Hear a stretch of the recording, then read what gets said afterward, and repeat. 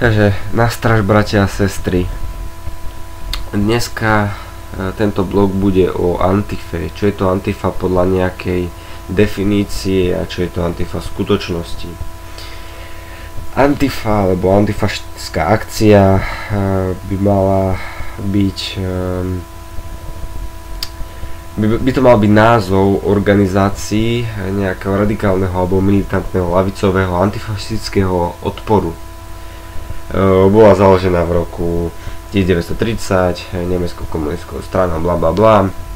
Hlasí sa k anarchizmu. Ak viete, čo je anarchizmus, spravte si už o tom obraz. V skratke anarchizmus je robenie bordelu, neplechy, problémov v mestách, na uliciach a tak ďalej. Čo je ale Antifa v skutočnosti? Je to vlastne skupina kreténov, ktorí húlia, drogujú, pijú, sú to buzeranti, pedofili a rôzne iné stvorenia za záštitou toho, že vraj bojujú proti fašizmu, proti utlačaniu povedzme rás, náboženstiev a takéto veci. Keď už teda zatiaľ si poviete, že možno, že Antifa, veď dobre, vy, akože aj ja, hej, akože vy ste fašisti, bojujete tu proti cigáňom, robíte pochody, spisujete petície a neviem čo. A Antifa, veď ona bojuje za niečo dobré, aby tu bola rovnosť, hej. Áno, ja vám poviem, Antifa by mala bojovať za rodovú rovnosť a ich hlavnou činnosťou je drogová politika, čo znamená presadzovanie marihuany, antirasizmus, feminizmus, ďalej rodová rovnosť, to je to, o čo som hovoril, homosexualita, demokracia a ľudské práva. Vyzerá to všetko pekne, ale čo sa za tým skrýva? Zoberme si neomarxistickú organizáciu Zelená mládež. Títo ľudia síce nemajú v pomenovaní, že sú Antifa, ale blízko spolupracujú s Antifou, sú ich sympatizanti, alebo aj naopak. Inak sa volajú po nemeckej Grüne Jugend, môžete si to pozrieť. Tieto vymetené mozgy hlásajú heslo, prepáčte za nadávku, ale je to tak, pojebte sa všetci. Pojebte sa všetci. Tí, že som nadával, hej, nechcel som zo seba urobiť Rudolfa Vaského alebo niečo podobného, ale je to heslo. Pojebte sa všetci, a to preto, lebo títo debili hovoria, že incest je ľudské právo. Ja si myslím, že zdravý rozum dá si dokopy 2 a 2. A teraz, keď si porovnáte nás, vlastne tak si zoberte, že my bojujeme za spravodlivosť, bojujeme proti cigánskym parazitom, cigánskej kriminalite. My, napríklad PAP, bojujeme proti juvenilnej justícii, budeme bojovať aj za vyššie mzdy, bojovali sme za tradičnú rodinu a oni podporujú incesty, podporujú legalizáciu marihuany, podporujú homosexualitu A inými slovami,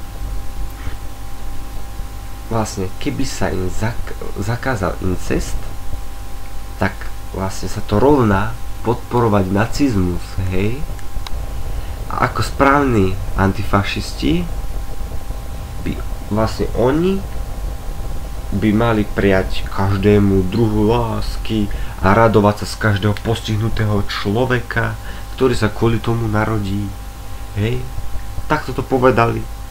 Tak teraz to tak čítam, že incest, keď sa narodí z incestu dieťa alebo aj postihnutý človek, mali by ste oslavovať jeho narodenie. Jedným z antifašistov je aj človek, ktorého veľmi dobre my nacionalisti a vlastenci poznáme. Nebudem ho menovať celkovo. Ide o takého mladého chalana s takou bradou, ktorý býva na protestoch za homosexualitu. Máme veľké podozrenie, a určite to je pravda, že tento človek vytvoril stránku Stop fašizmu, kde dáva tváre nacionalistov a vlastencov s ich menami. Teda porušuje zákon. Kvôli ale individuám niektorým nemôžeme, alebo nemôžu tí ľudia, ktorí sú tam podľa trestného znamenia, lebo my mali všetci zle. Takže zhrňme si to ešte raz. Drogujú, pijú, húlia, podporujú incesty, podporujú homosexualitu, hovoria, že treba oslavovať deti, ktoré sa narodia z incestu, treba oslavovať aj postihnuté deti, hej. Samozrejme, postihnuté deti sú to isté, čo zdraví, len proste majú nejakú chorobu.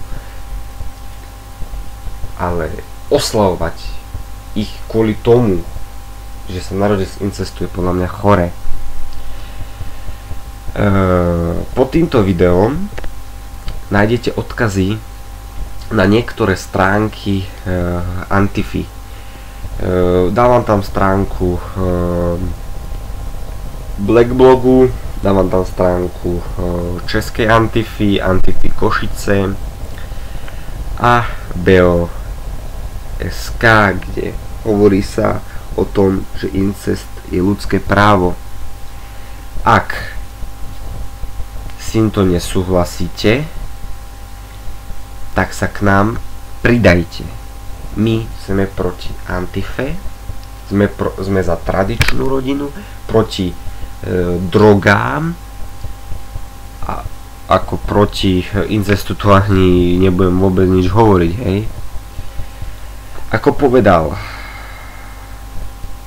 jediný slovenský prezident doktor Jozef Tiso, pre mládež našu nemožno za vzor postaviť ani vody stojaté, ani vody bez usmernenia sa napred rútiace. Obe sú škodlivé, nové hodnoty sotva pomáhajú vytvoriť. My sme správna hodnota. Bojujte, povedzte si svoj názor, nebojte sa. Ak sa bojíte, sami si povedať ten svoj názor. Pridajte sa k nám a my budeme bojovať s vami a za vás. Na stráž.